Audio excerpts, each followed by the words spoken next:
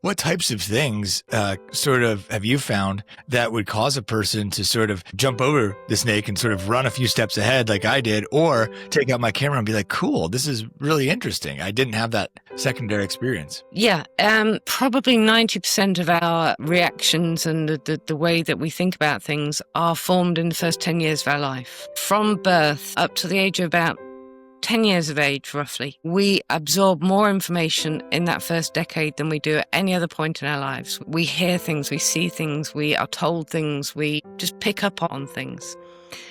And that's when all those core beliefs are formed. So what we think about ourselves, how we see ourselves, how we see other people, how we see the world at large.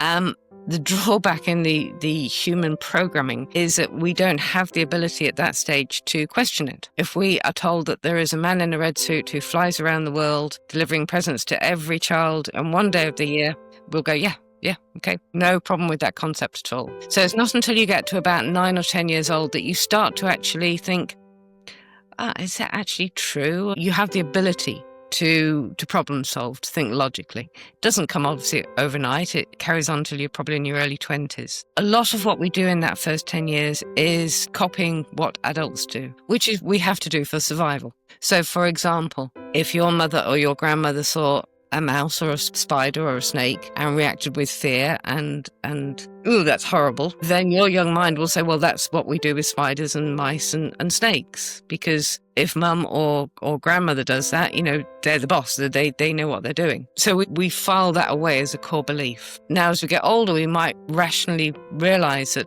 spiders and snakes and mice can't hurt us generally, but that can't override that subconscious core belief that's already there. It's already there in our minds. I'll give you a personal experience. Please. When I was about 5 or 6, I got a big blister between my toes from wearing flip-flops. And my mother told me that my feet had grown to such an extent that I could no longer wear flip-flops. I guess she didn't want to deal with any more blisters. And it wasn't until I got 61 years of age that I suddenly thought, is that correct? And for 55 odd years, I had avoided even thinking about buying flip-flops or anything that had a thong between the toes. Yeah. Because as far as I was concerned, I couldn't wear them.